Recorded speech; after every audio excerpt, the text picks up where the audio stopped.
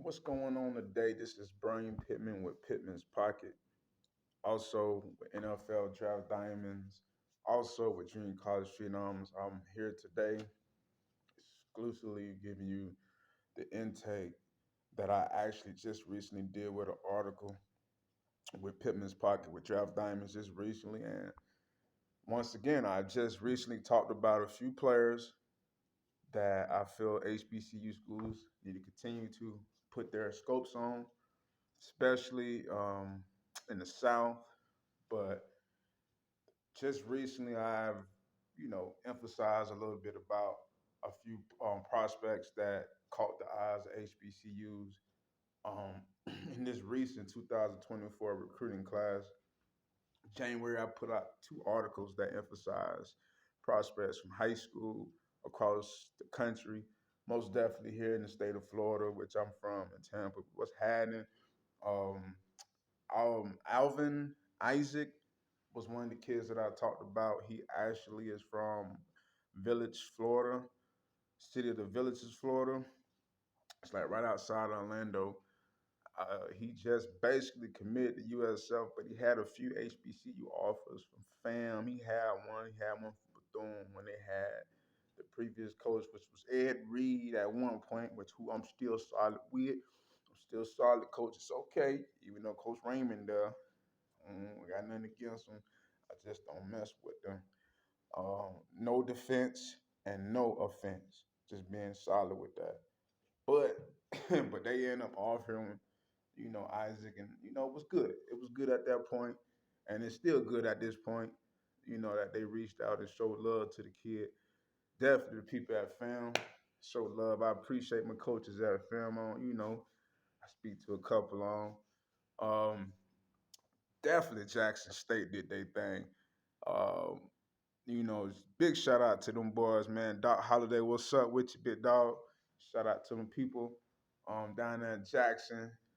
Um, they did pretty well with a couple of the kids that I actually tried to, show them through the article of 2024 recruiting class. They offered Godfrey here in Tampa, actually right outside of Tampa, South Florida, at Armwood High School. They offered Richard, and they offered Dallas Sims, which is from Canada. Kid is actually from Canada. I've been trying to make this move happen for about a good, the Canada connection for about a good, 6 years. Let's say about 5 or 6 years. But they actually took that in consideration, acknowledged that the kid had potential to probably be considered a great prospect at Jackson State. And the kid did. All of those kids actually have the potential. Rating at rivals.com, which I feel like we should probably do our own little scouting, analysis ourselves because some of their ratings be okay, but whoever did their damn scouting evaluation should get his kick. Should get stomped or beat down sometimes. Some of them scouts really don't be doing their homework, but it be some of us who do more of their work for them. They just take the little grains from it and make what they want to make out of it. But truth be told, they need some more work. Anyways, but all the kids is rated as an 85, which is averagely really, really good.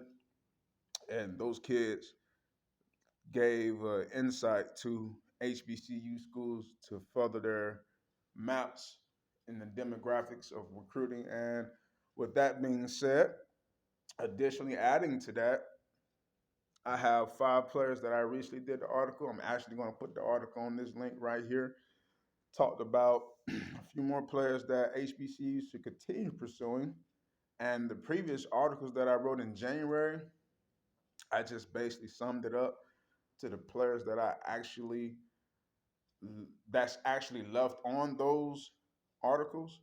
And I summed it up to now from the previous kids that was on the article, Dallas, Rashard, and Alvin, who are now, D1 signings now, they're basically off that list to where now they're going to their prospective institutions of football. And I'm trying to basically continue to scope out the rest of the players that I'm hoping that HBCUs can continue to contrast with and continue to hopefully um, get a good dialogue with these kids to show these kids, HBCUs have a lot to offer.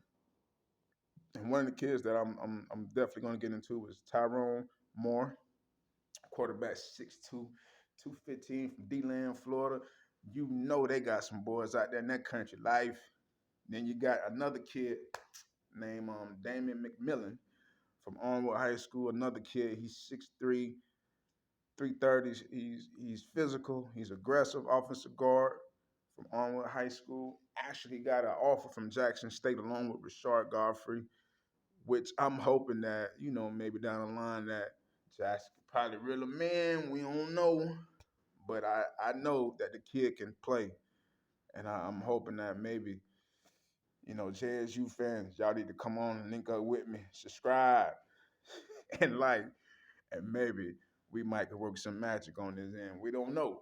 I can't do recruiting for you, but I'm just gonna say just subscribe and like, and then we'll see what we can do as far as building up the fan base for these kids to see how beautiful Jackson State is as much as how beautiful fam is. Because fam need to holler at this kid named Tyler Pruitt, 6'1", 285 from Hillsborough High School in Tampa. The kid is a very explosive player, violent hands, aggressive nature. Don't seem like it because he's 6'1", 280, but the kid is better than what he looks, and he plays bigger than what he plays, and bigger than what he is basically measured to be. So that's another kid to keep an eye on. No HBCU schools actually got at that kid so far yet. And then you have Jalen Neal, 6'3", 185 athlete from Yanceyville, North Carolina. A couple of HBCU schools did get at him now. They did. North Carolina A&T was one, and North Carolina Central, the former Celebration Championship team of the whole MEAC SWAC thing, they are in the hunt of Mr. Neal. They offer him both. So, he got some HBCU love, but Wake Forest right there too. And don't play with Wake Forest. And I know Wake Forest ain't finna play with it. So they might. And, hopefully he falls in one of them HBCU hands. We don't know. We just hoping it is because we know our hands are very safe in our community. So that doesn't mean that he can't go another D1 school and be even to a safer community that some may perceive, but we like to have hands-on with the kids and do things with these youngins outside of football. And definitely these HBCU schools can definitely have a great momentum with that. Another kid named Grant Pettigrew, 6'5", 220 from Jacksonville, Florida. Kid is essential. He's obsessional kid, very fast off the ball. Um, Seems like he may want to, play when he want to play, but no, the kid is just particular to how he plays, how he gets off the ball, how he can reach the defenders and actually engage into a different uh, fighting, or you could say, engagement with the offensive lineman where he uses his length and his speed at his own pace, but he still performs at a good disengagement. He still executes collapsing the pocket, and he uses his length and speed, man. And I get it. Some may be questioning, his ability, but the kid can play. He's just young. The kid has that motor. He's just young, and I guarantee you, the kid will be on a motherfucker ass. So believe it from Coach P. All right. All five of these kids that I emphasize do have some HBCU looks, but guarantee all five of them are qualified to go HBCU. So, with that being said, this is Pittman's Pockets. Live, subscribe, like, and share as much as possible. I'm going to put the article with this link right here up on the social media platforms, Twitter, Facebook.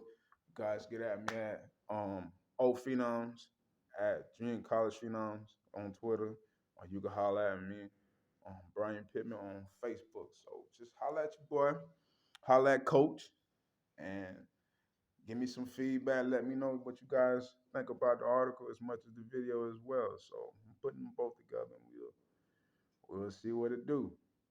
Next video, holla at y'all in a few.